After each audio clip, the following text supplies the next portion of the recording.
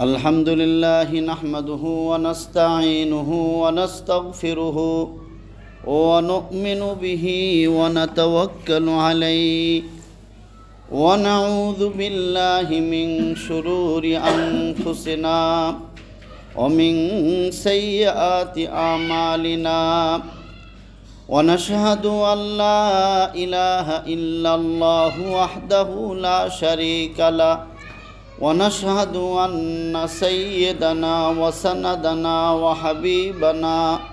وحبيب ربنا وطبيبنا وطبيب قلوبنا ومولانا محمدا عبده ورسوله صلى الله تعالى عليه وعلى آله وأصحابه وسلم تسليما كثيرا أما بعد فأعوذ بالله من الشيطان الرجيم بسم الله الرحمن الرحيم كنتم خير أمة أخرجت للناس تأمرون بالمعروف وتنهون عن المنكر وتؤمنون بالله وقال النبي صلى الله عليه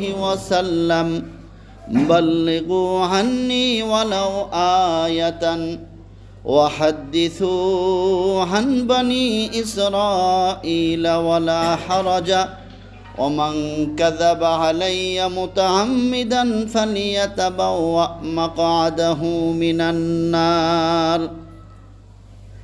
أو كما قال عليه الصلاة والسلام سبحانك لا علم لنا إلا ما علمتنا إنك أنت العليم الحكيم সকলে নামাজের দরুদ শরীফ পড়ি আল্লাহুম্মা সাল্লি আলা মুহাম্মাদিন ওয়া আলা আলি মুহাম্মাদ কামা সাল্লাইতা আলা ইব্রাহিম ওয়া আলা আলি ইব্রাহিম ইন্নাকা হামিদুম মাজিদ اللهم بارك على محمد وعلى آل محمد كما باركت على إبراهيم وعلى آل إبراهيم إنك حميد مجيد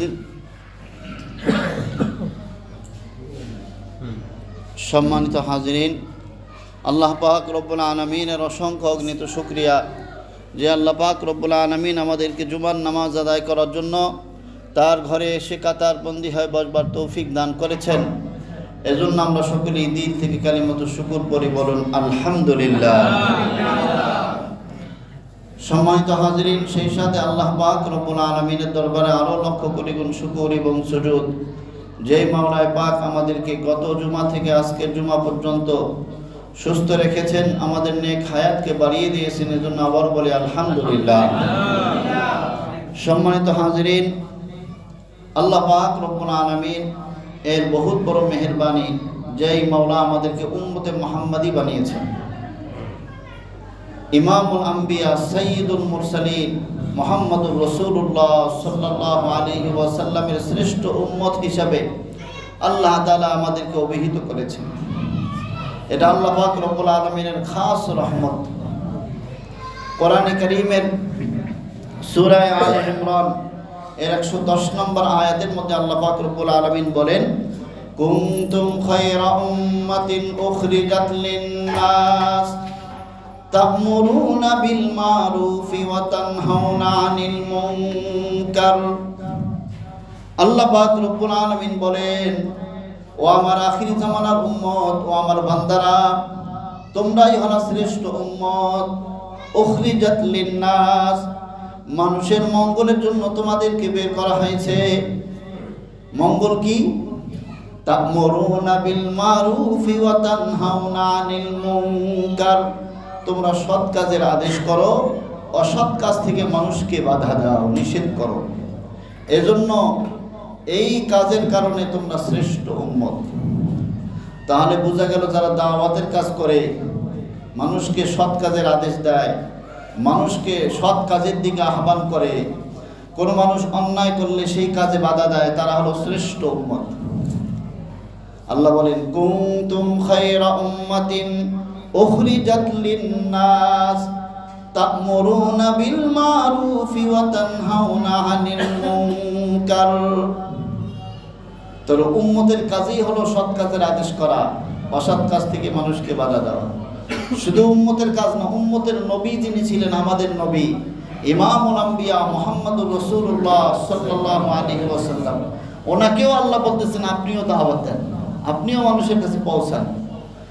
আল্লাহ তাআলা কোরআনে কারীমের মধ্যে বলেন, ইয়া আইয়ুহার রাসূলু বাল্লিগ মা উনজিলা ইলাইকা মির রাব্বিক ওয়া ইন লাম তাফআল ফামা বাল্লাগতা রিসালাতা।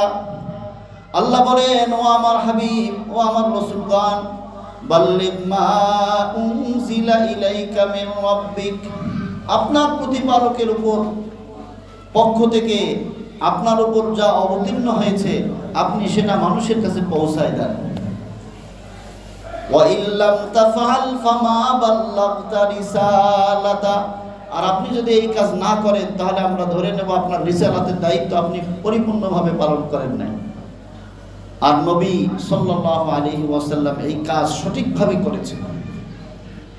নবী সাল্লাল্লাহু আলাইহি ওয়াসাল্লাম এই কাজ সঠিকভাবে পালন করেছেন। মানুষের দ্বারে দ্বারে বারে বারে যে এই দ্বীনের আহকামগুলো, আল্লাহ পাক রব্বুল আলামিনের বিধান, আল্লাহর দাওয়াত, দ্বীনের দাওয়াত মানুষের কাছে পৌঁছে দিয়েছেন।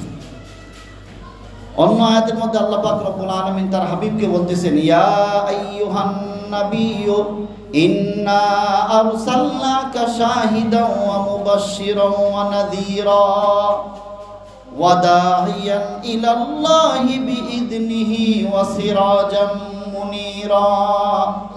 এখানে নবীজির 5টা গুণের কথা আল্লাহ উল্লেখ করেছেন। 1 নম্বর গুণ বলছেন, হে আমার নবী, আপনাকে আমি পাঠিয়েছি শাহিদান, সাক্ষী হিসাবে। যত উম্মত আগে গেছে, ভবিষ্যৎ আসবে, সমস্ত উম্মতের আপনি সাক্ষী। বলেন সুবহানাল্লাহ। 2 নম্বর মুবাশশিরান, আপনি সুসংবাদবাহী হিসাবে আসছেন। আপনার উম্মতদেরকে আপনি জান্নাতের সুসংবাদ দিবেন, আপনার উম্মতদেরকে আপনি পুরস্কারের সুসংবাদ দিবেন। 3 নম্বর ওয়া নাযীরান, সতর্ক করবেন, সতর্ককারী হিসেবে দুনিয়াতে আমি আপনাকে পাঠিয়েছি। আপনি মানুষের কাছে বারবার যাবেন, মানুষকে ডাকবেন, মানুষকে সতর্ক করবেন জাহান্নামের আগুন থেকে, আল্লাহর আযাব থেকে আপনি সতর্ক করবেন। ওয়া দাঈয়ান ইলাল্লাহি বিইذনিহি, এবং আল্লাহ পাক রব্বুল আলামিনের আদেশে আল্লাহর দিকে মানুষকে আহ্বান করবেন। ওয়া দাঈয়ান ইলাল্লাহি বিইذনিহি ওয়া সিরাজাম মুনীরা, আর আপনি প্রজ্বলিত আলো, প্রজ্বলিত বাতি নিয়ে আপনি দুনিয়াতে আসছেন, কোরআনে কারীম নিয়ে আপনি দুনিয়াতে আসছেন। বলেন সুবহানাল্লাহ। তাহলে এই যে আয়াতগুলোর মধ্যে আল্লাহ তার হাবিবকে বারবার বলতেছেন, আল্লাহর হাবিব এখন আছেন, দুনিয়াতে নাই। আল্লাহর হাবিব দুনিয়া থেকে বিদায় নিয়েছেন, তার উম্মতকে এই দায়িত্ব দিয়ে দিয়েছেন। আল্লাহ যেই দায়িত্ব তার হাবিবকে দিয়েছিলেন যে আপনি মানুষের কাছে পৌঁছান, আপনি শাহেদ, আপনি মুবাশশির, আপনি দাঈ ইলাল্লাহ, মানুষকে আল্লাহর দিকে আহ্বান করবেন। আপনি যেই কোরআন, আলোকিত কোরআন দুনিয়াতে নিয়ে আসছেন, কোরআন এখনো আছে, আল্লাহর হাবিব নাই, কিন্তু আল্লাহর এই হাবিবের দায়িত্ব আল্লাহর হাবিব আমাদেরকে দিয়ে গেছেন। বলেন সুবহানাল্লাহ। কেমন? মুসলিম শরীফের হাদিস, মুসলিম শরীফের হাদিসের মধ্যে নবী সাল্লাল্লাহু আলাইহি ওয়াসাল্লাম বলেন, বাল্লিগু আন্নী ওয়ালাউ আয়া, ও আমার উম্মত, আমার পক্ষ থেকে একটা আয়াত হলো তোমরা পৌঁছায় দাও। আমার পক্ষ থেকে যদি একটা আয়াতও হয় তোমরা মানুষের কাছে পৌঁছায় দাও। মানুষের কাছে ভালোভাবে আমার পক্ষ থেকে একটা যদি আয়াতও হয় এটা পৌঁছায় দাও। ওয়াহাদ্দিসু আন বানি ইসরাঈল ওয়ালা হারাজা, এবং আমার পূর্বে যারা উম্মত ছিল বনি ইসরাঈল, তাদের সঠিক ঘটনা, তাদের সঠিক যে সমস্ত বিষয় ছিল সেগুলো যদি মানুষের কাছে বর্ণনা করো, ওয়ালা হারাজা, কোনো অসুবিধা নাই। তবে মনে রাখবা, ওমান কাযাবা আলাইয়া মুতাআম্মিদান ফালিয়াতাবাওয়া মাকাদাহু মিনান নার, যে ব্যক্তি আমার হাদিস বইলা চালাই দিল অথচ আমার হাদিস না, আমার উপর মিথ্যা আরোপ করলো, সেই জন্য তার ঠিকানা জাহান্নামের আগুন বানাই নিল। তাহলে রসুলের হাদিস বর্ণনা করতে, কোরআন হাদিসের আলোচনা করতে খুব সতর্ক থাকা লাগবে। যেটা নবীর হাদিস না সেটা বলা যাবে না। যদি কেউ বলে নবীর হাদিস না কিন্তু এটা হাদিস হিসাবে চালায় দেয়, নবীজি বলেন সে কেমন যেন তার ঠিকানা জাহান্নামের আগুন বানায় নিল, বলেন নাউজুবিল্লাহ। তো এই হাদিসের মধ্যে নবীজি সাল্লাল্লাহু আলাইহি ওয়াসাল্লাম উম্মতদেরকে বলেছেন, আমার পক্ষ থেকে একটা বাণী হইলেও মানুষের কাছে পৌঁছায় দাও, এটা তোমার কাছে গোপন রাখিও। তাহলে আমাদের কত বড় জিম্মাদারি রাসূল করিম সাল্লাল্লাহু আলাইহি ওয়াসাল্লাম দিয়ে গেছেন। আল্লাহু আকবার। এজন্য মুহতারাম হাজিরিন, আমাদের প্রত্যেকের দায়িত্ব হলো নবীজি সাল্লাল্লাহু আলাইহি ওয়াসাল্লামের এই হাদিসকে অনুসরণ করা। দাওয়াত যারা দিবেন, দাওয়াতের অনেক গুরুত্ব। কোরআনে কারীমের বিভিন্ন জায়গায় আল্লাহ তাআলা বলতেছেন, এক জায়গায় আল্লাহ বলেন ওয়ালতাকুম মিনকুম উম্মাতুন ইয়াদউনা ইলাল খায়রি ওয়া ইয়া'মুরুনা বিল মারুফি ওয়া ইয়ানহাউনা আনিল মুনকার ওয়া উলাইকা হুমুল মুফলিহুন। সূরা আলে ইমরানের 104 নম্বর আয়াত। আল্লাহ বলেন তোমাদের মধ্য থেকে একটা জামাত হওয়া চাই, উম্মাতুন একটা বড় একটা জামাত হওয়া চাই, ইয়াদউনা ইলাল খায়র যারা মানুষকে ভালোর দিকে আহ্বান করবে, ওয়া ইয়া'মুরুনা বিল মারুফ এবং ভালো কাজের আদেশ দিবে, ওয়া ইয়ানহাউনা আনিল মুনকার এবং অসৎ কাজ থেকে মানুষকে বাধা দিবে, ওয়া উলাইকা হুমুল মুফলিহুন এবং দুনিয়ার মানুষ তোমরা জেনে রাখো আমি আল্লাহ ঘোষণা দিলাম যারা এই কাজগুলো করবে তারা হলো সফল কাম। বলেন সুবহানাল্লাহ। তাহলে যারা দাওয়াতের কাজ করবে তাদেরকে সফল কাম কে বলেছেন? আল্লাহ। আল্লাহ তাআলা নিজেই ঘোষণা দিয়ে দিয়েছেন যারা দাওয়াতের কাজ করবে, যারা মানুষকে সৎ কাজের আদেশ করবে, অসৎ কাজ থেকে বাধা দেবে, ভালোর দিকে আহ্বান করবে, আল্লাহ বলেন ওয়া উলাইকা হুমুল মুফলিহুন তারা হলো সফল কাম। আর আমরা তো গালি দিই, গাট্টিওয়ালা বলে কি দেই? গালি দিই। অথচ এই গাট্টিওয়ালারাই সফল কাম। বলেন সুবহানাল্লাহ। যারা আল্লাহর দিকে মানুষকে ডাকে তারাই কি সফল কাম। আর বলেন খাওয়া দাওয়া কাজ নাই, সারাদিন মসজিদে পড়ে থাকে আর 3 দিনে যায় চিল্লা যায়, এগুলো বলা যাবে না, খবরদার। আল্লাহ বলতেছেন ওয়া উলাইকা হুমুল মুফলিহুন তারাই হলো সফল কাম যারা এই কাজগুলো করে। ওয়ালতাকুম মিনকুম উম্মাতুন ইয়াদউনা ইলাল খায়রি ওয়া ইয়া'মুরুনা বিল মারুফি ওয়া ইয়ানহাউনা আনিল মুনকার ওয়া উলাইকা হুমুল মুফলিহুন। তবে এই যে এত বড় দাওয়াত, দামি কাজ, আল্লাহ নিজেই বলতেছেন তারা সফল কাম। এটা একটা পদ্ধতিতে দাওয়াত দিতে হবে। কি পদ্ধতি? কোরআনে কারীমের মধ্যে আল্লাহ পাক সূরা ইউসুফের 108 নম্বর আয়াতের মধ্যে আল্লাহ বলেন, হে নবী কুল হাদিহি সাবিলি, হে নবী আপনি বলে দেন এটাই আমার রাস্তা। আদউ ইলাল্লাহ, আমি আল্লাহর দিকে মানুষকে আহ্বান করি, আলা বাসীরাতিন সতর্কতার সাথে, হিকমতের সাথে, আনা শুধু আমি না, ওমানিত্তাবানি যারা আমি মুহাম্মদুর রাসূলুল্লাহকে অনুসরণ করে তারাও। কুল হাদিহি সাবিলি আদউ ইলাল্লাহ আলা বাসীরাতিন আনা ওমানিত্তাবানি ওয়া সুবহানাল্লাহি ওয়া মা আনা মিনাল মুশরিকিন। এবং আল্লাহ তাআলা পবিত্র, ওমা আনা মিনাল মুশরিকিন আমি শিরিককারীদের অন্তর্ভুক্ত নই। তাহলে আল্লাহ পাক রব্বুল আলামিন তার হাবিবকে বলেন আপনি নিজেই ঘোষণা দেন আমি মানুষকে সতর্কতার সাথে, হিকমতের সাথে, বসীরতের সাথে আমি মানুষকে দাওয়াত দিই। খুব মহাব্বতের সাথে, হিকমতের সাথে, সতর্কতার সাথে মানুষকে দাওয়াত দিতে হবে, বিচক্ষণতার সাথে মানুষকে দাওয়াত দিতে হবে। মানুষকে রাগারাগি করে দাওয়াত দিলে মানুষ শুনবে না, মানুষকে রাগারাগি করে দাওয়াত দেওয়া যাবে না। মানুষকে খুব নরম ভাষায়, মানুষকে খুব বুঝায়া সমঝায়া, প্রয়োজন বোধে নিজের পকেটের টাকা খরচ করে মানুষকে দিনের দাওয়াত দিতে হবে। যে ভাই আসেন, ভাই আপনি কল্যাণের দিকে আসেন, এটা আপনার কল্যাণ হবে, আপনি বুঝতেছেন না। এইভাবে মানুষকে নরমভাবে যদি দাওয়াত দেয় মানুষ শুনবে। এজন্য আল্লাহ বলতেছেন হে নবী আপনি বলে দেন আমি আল্লাহর দিকে মানুষকে আহ্বান করি বসীরতের সাথে, সতর্কতার সাথে আমি মানুষকে দাওয়াত দিই, বিচক্ষণতার সাথে আমি মানুষকে দাওয়াত দিই। এজন্য যারা দাওয়াতের কাজ করবে তাদেরকে বিচক্ষণ হতে হবে। মানুষকে রাগারাগি করে ধমক দিয়ে দাওয়াত দেওয়া যাবে না। এমনকি আপনার ঘরের লোকজনকেও যদি আপনি দাওয়াত দেন তাদেরকেও সতর্কতার সাথে দাওয়াত দিতে হবে। আল্লাহু আকবার। কুল হাযিহি সাবিলি আদউ ইলাল্লাহি আলা বাসীরাতিন আনা ওয়া মান ইত্তাবা'আনি ওয়া মা আনা মিনাল মুশরিকিন। আর এই দাওয়াত দিলে লাভ কি হবে? একটু আগে তো বললাম, আল্লাহ যারা দাওয়াত দিবে তাদেরকে আল্লাহ সফল কাম বলছে। আর এক জায়গায় আল্লাহ তাআলা বলতেছেন যারা দাওয়াত দিবে তাদের কথা হলো দুনিয়ার মধ্যে সবচেয়ে দামি কথা। বলেন সুবহানাল্লাহ। আমরা তো মনে করি যে মন্ত্রী, মিনিস্টার, বড় বড় ব্যক্তি তাদের কথা মনে হয় দামি। আর না, যারা দাওয়াত দেয় তাদের কথা হলো আল্লাহর কাছে দামি। বলেন সুবহানাল্লাহ। আল্লাহ বলেন ওমান আহসানু কাওলান, এর চেয়ে উত্তম কথা আর কার হইতে পারে? কত সুন্দর আল্লাহর ভাষা। ওমান আহসানু কাওলান, এর চেয়ে উত্তম কথা আর কার হইতে পারে? মিম্মান দাআ ইলাল্লাহ, যারা মানুষকে আল্লাহর দিকে আহ্বান করে। লোকটা কালা, লোকটা গরিব, ছিঁড়া কাপড় গায়, কিন্তু মানুষকে আল্লাহর দিকে আহ্বান করে। আল্লাহ বলতেছেন তার কথাটা বেশি দামি। বলেন সুবহানাল্লাহ।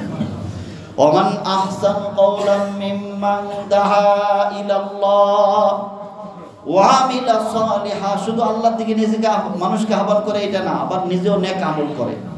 ওয়া আমিলা সালিহা ওয়া ক্বালা ইন্নানি মিনাল মুসলিমিন, এবং বলে যে আমি মুসলমান, আমি আল্লাহ ওয়ালা, আমি আল্লাহর দিকে একনিষ্ঠ ইবাদতকারী। আল্লাহ বলেন ওই ব্যক্তির কথা সবচেয়ে দামি। ওই ব্যক্তির কথার চেয়ে আর কার কথা দামি হইতে পারে? যে মানুষকে আল্লাহর দিকে আহ্বান করে।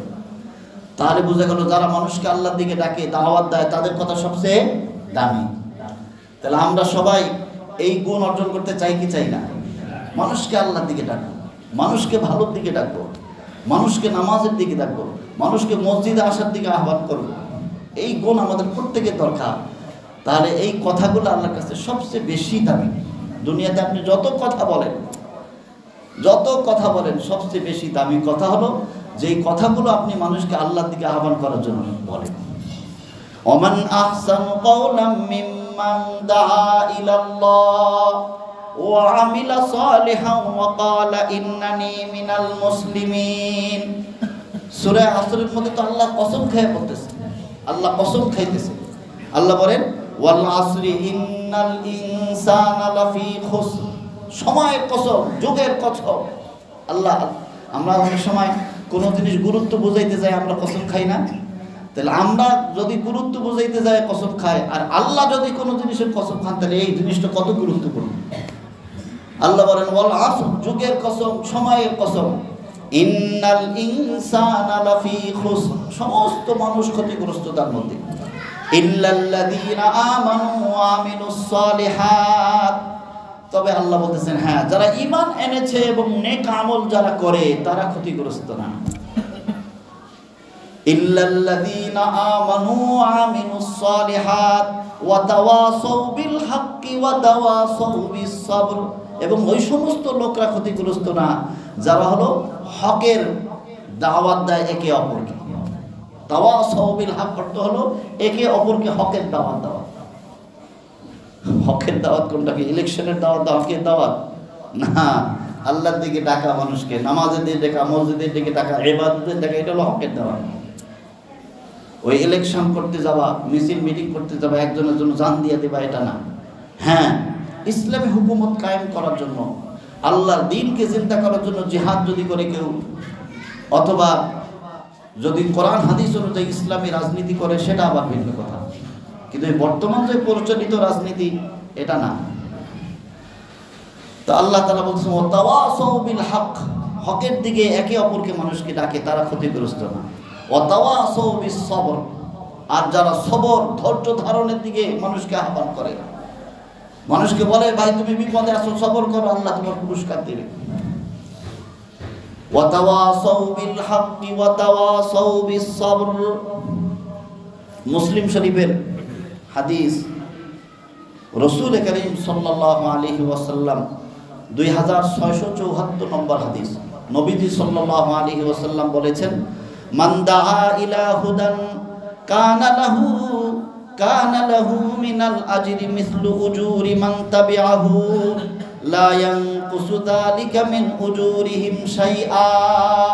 নবীজি বলেন, কোন ব্যক্তি যদি মানুষকে নেক কাজের দিকে আহ্বান করে, তাহলে সে ওই নেক কাজটা করুক আর না করুক, যদি আহ্বান করার কারণে সে ওই নেক কাজটা করলো অথবা নাই করলো, নবীজি বলেন তাহলে ওই আমলটা পরিমাণ সওয়াব তার আমলের মধ্যে দেওয়া হবে। বলেন সুবহানাল্লাহ। এবং সেই ব্যক্তিটা যদি ওই নেক আমলটা এসে করলে ওর আমল থেকে একটুও কমানো হবে না। যে দাওয়াত দিল সে অবশ্যই এর পরিমাণ সওয়াব তার আমল নামায় চলে যাবে। বলেন সুবহানাল্লাহ। ওমান দাআ ইলা দালালিহি কানা আলাইহি মিনাল ইসমি মিসলু আসামি মান তাবিআহ। আর কোন ব্যক্তি যদি কাউকে গুনার দিকে আহ্বান করে, বলে আয় চল অমুক জায়গায় গানের অনুষ্ঠান হইতেছে ওখানে যাই, অমুক জায়গায় সার্কাস হইতেছে ওখানে যাই, অমুক জায়গায় এটা হইতেছে চল ওখানে যাই, কেউ যদি গুনার দিকে আহ্বান করে, আল্লাহু আকবার, তাহলে নবীজি বলে যারা গুনাহকে অনুসরণ করবে তারটাকে আহ্বান করলো, সে গেল, তাহলে সে যত গুনাহ করলো এই গুনার পুরা পরিপূর্ণ একটা অংশ যে ডাকে নিয়ে গেল তার আমল নামায় দিবে। বলেন নাউজুবিল্লাহ। লা ইয়ানকুসু যালিকা মিন আসামিহিম শাইআ। আর যে ব্যক্তি গুনাহ করলো তার গুনাহ থেকে একটু কমানো হবে না, বরং পরিপূর্ণ গুনার একটা অংশ সে পাবে যে ডাইকে নিয়ে গেল। তাহলে আমাদের কি করণীয় ভাই? গুনার দিকে মানুষকে ডাকবো না ভালোর দিকে ডাকবো? ভালোর দিকে ডাকবো। খবরদার নিজে গুনাহ করতেছি আর একজনকে বললো চল মাল খাই, আইসে অমুক জায়গায় ইয়াবা খাই, বাবা খাই, আরো কত কি এখন বাইর হয়েছে, এগুলার দিকে আহ্বান করা যাবে না। তাহলে আপনিও গুনাহ করলেন, আবার যাকে নিয়ে গেলেন সে তার ডবল গুনাহগার হইলেন। নাউজুবিল্লাহ। নিজেও গুনাহ করা যাবে না, অন্যকেও গুনার দিকে আহ্বান করা যাবে না। আর নাহি আনিল মুনকার করতে হবে। মানুষকে অন্যায় দেখলে, আমরা তো এই গুণ হারাই ফেলছি ভাই, অন্যায় দেখলে আমরা কোনো প্রতিবাদ করি না।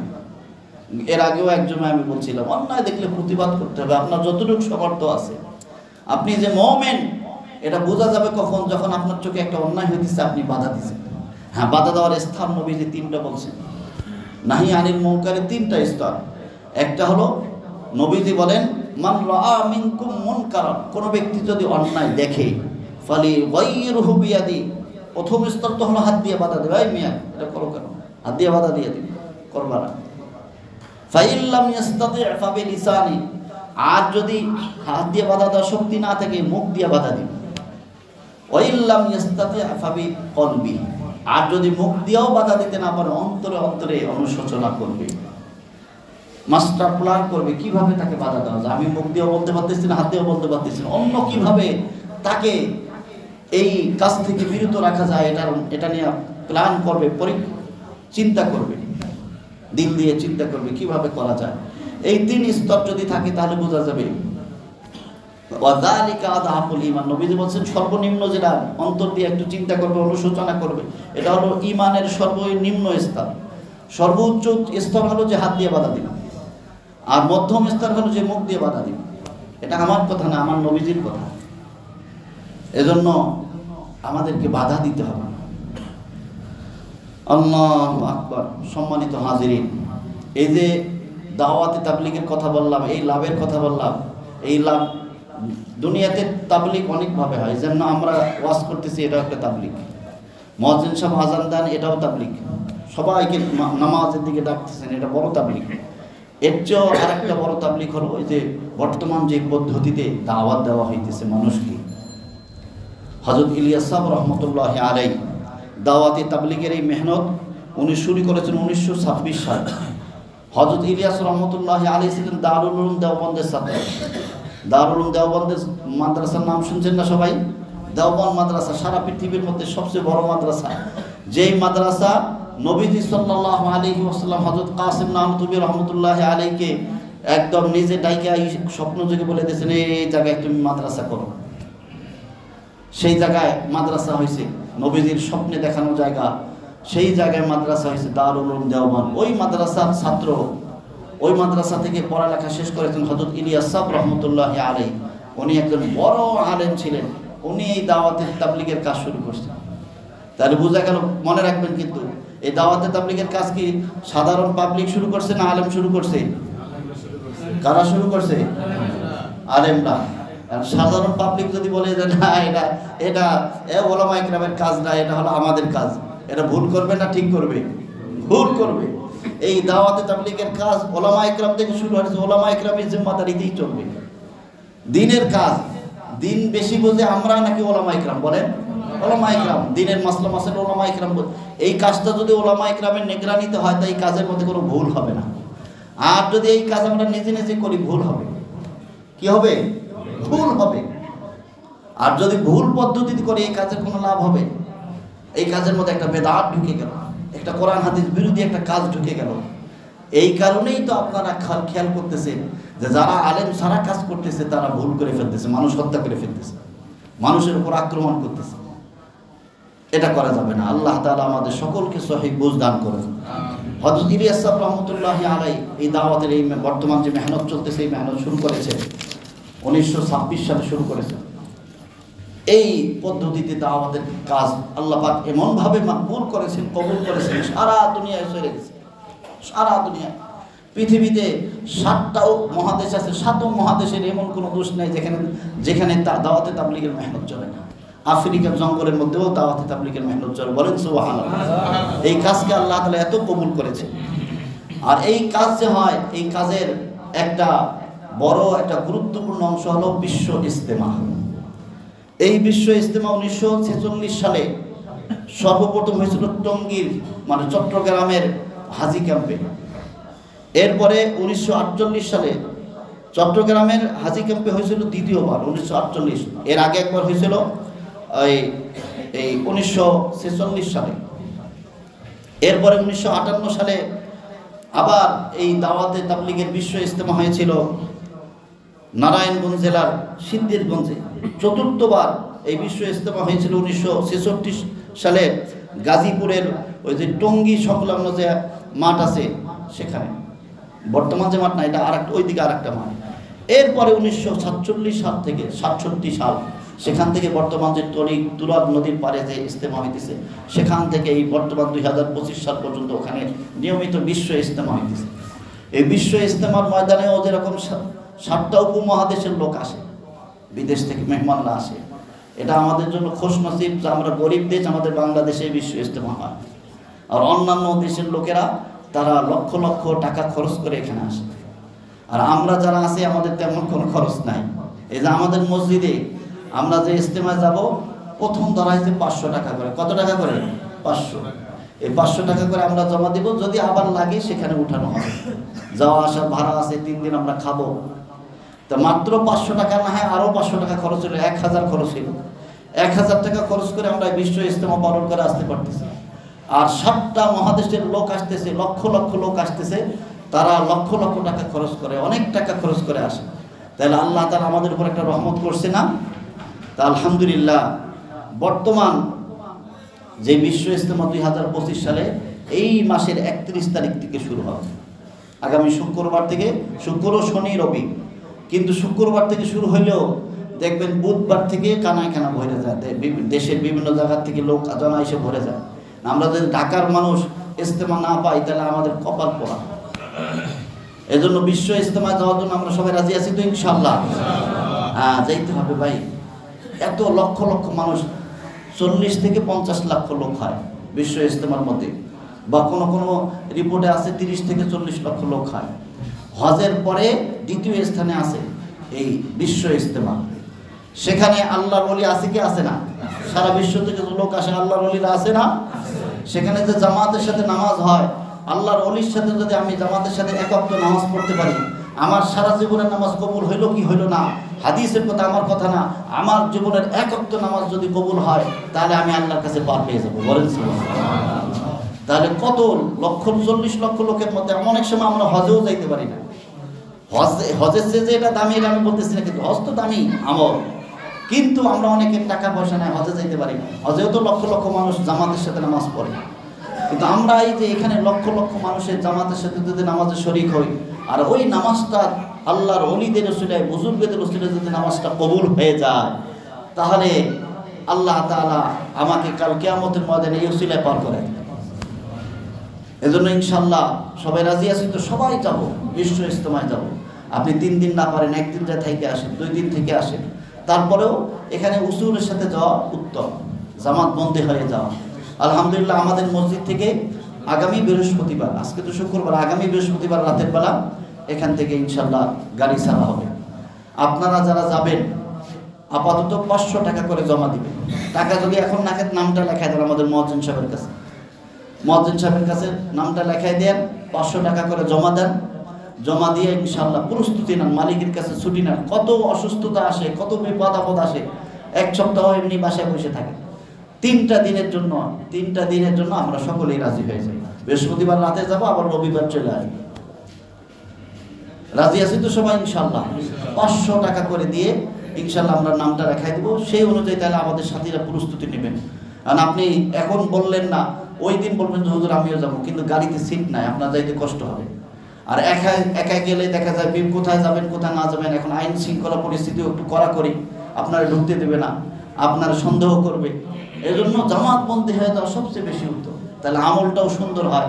আপনি ভালো একটা জায়গা পাবেন, সেখানে 5 ওয়াক্ত নামাজ জামাতের সাথে পড়তে পারবেন, খাওয়ানটা টাইম মতো হবে। এজন্য ইনশাআল্লাহ আমাদের মসজিদ থেকে জামাতবন্দি হয় আমরা ইনশাআল্লাহ এই বিশ্ব ইজতেমা অংশগ্রহণ করব। একান্ত কারো যদি সুযোগ না হয় 3 দিন, 1 দিন যাব। আমাদের মসজিদের আলহামদুলিল্লাহ খুঁটি নাম্বার, খেত্তা নাম্বার সব এখানে মসজিদের সামনে আজকেই লেগে যাবে ইনশাআল্লাহ। এখানে যাব, আমরা সেই অনুযায়ী অংশগ্রহণ করব। সর্বশেষ আখিরি মোনাজাত। নাউজুবিল্লাহ, বর্তমান টিভির কিছু বক্তা আছে মোনাজাতের বিরুদ্ধে বলে। মোনাজাতের পক্ষে তো আল্লাহ নিজেই বলছেন। আল্লাহ বলছেন উদউনি আস্তাজিব লাকুম, ও আমার বান্দা তোমরা আমার কাছে দোয়া করো, আমি তোমাদের দোয়াকে কবুল করব। এটা আখিরি মোনাজাত, এটা তো আমরা আবিষ্কার করি না। আখির বলা হয় শেষ, আখির বলা হয় কি মোনাজাত মানে দোয়া। মোনাজাত মানে কি দোয়া। শেষ দোয়া বলতে ওই 3 দিন যে আমল হইল, আমলের শেষে যে দোয়াটা হয়, এটা হলো আখিরি মোনাজাত। এটা তো আমরা আখিরে বইলা যাইতেছি না, আমরা যাইতেছি দোয়া করার জন্য। আল্লাহ বলছেন উদউনি, তোমরা আমার কাছে দোয়া করো, আস্তাজিব লাকুম, আমরা তোমাদের দোয়াকে কবুল করব। ওখানে লক্ষ লক্ষ মানুষ দোয়া করবে, একই কথা। ওদের সাথে শরীক হয়ে যদি আমি হাতটা উঠাই, তাদের ওসিলা আমার দোয়াটা কবুল হবে। এজন্য আখির মোনাজাতে অংশগ্রহণ করব। ইজতেমার ময়দানে আমরা যাব, রাজি আছি তো? আল্লাহ তাআলা আমাদের সকলকে কবুল করেন এবং এখন থেকে আমরা দোয়া করতে থাকি আল্লাহ তাআলা আনেওয়ালা বিশ্ব ইজতেমাকে যেন কবুল করেন এবং বিশ্ব ইজতেমায় যত আমল হবে সমস্ত আমলকে কবুল করেন। এবং মা বোনদেরকেও ঘরে আমরা বলে দেবো, ওনারাও যেন এখন থেকে রোজা রাখেন, দোয়া করেন ইজতেমার কামিয়াবির জন্য। সকল প্রকার আসমানি জমিনি বিপদ আপদ, সকল প্রকার ষড়যন্ত্র থেকে যেন ইজতেমার ময়দানকে আল্লাহ হেফাজত করেন এবং বেশি থেকে বেশি মানুষ আমরা ইনশাআল্লাহ ইজতেমায় শরীক হব। আল্লাহ তাআলা আমাদের সকলকে তৌফিক দান করুন।